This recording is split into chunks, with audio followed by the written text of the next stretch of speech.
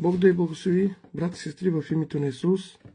Както обещах, ще направя лайв. Вчера пуснах един видеоклип да видите, че ще предстои този лайв. По принцип, както знаете, много рядко правя. Или ако правя, то е, защото има да кажа някакво послание.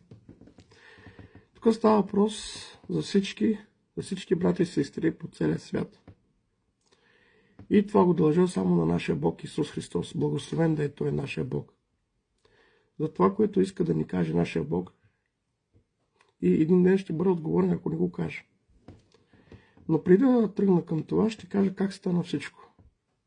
Преди време, това беше 2025 година, от декември до януари съм постил. Бог ме накарал да поста 40 дена. Като, например, от сутринта до вечерта, колкото мога, съм постил. И ме караше Бог да се моля, да постя, и искаше Бог да се моля по часове. Имах потикване да се моля да ставам вечерта. Някъде 40 нощи и нагоре може да е било.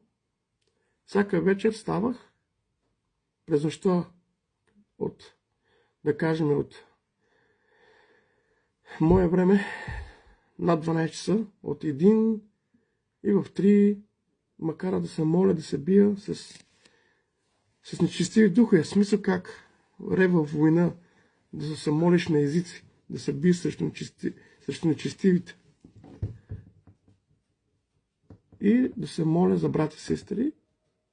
И Бог ми е открил наскоро, преди няколко дена, няма и седмица, преди няколко дена ми е открил Бог. Какво ще предстои в целия свят? Какво ще преминем? И благодаря на Бог Исус Христос, че ме потикна да се моля, да постя. От сутринта, доколкото можех, постих, нали? 40 дена съм постил, защото Бог така искаше. И сега ще ви кажа за какво става въпрос. Не гледайте човека, брати и сестри, а гледайте Святия Дух. Който познава, знае за Святия Дух, ще приеме и нека да бъдем по-сериозни. Ще ви покажа нещо. Ще ви покажа двама пастори също, които потвърждават това нещо. Единият от Солун от Гърция, другият от Африка. И това, което предстои, също, което ми показва нашия Бог. Това, което ще ни очаква в целия свят,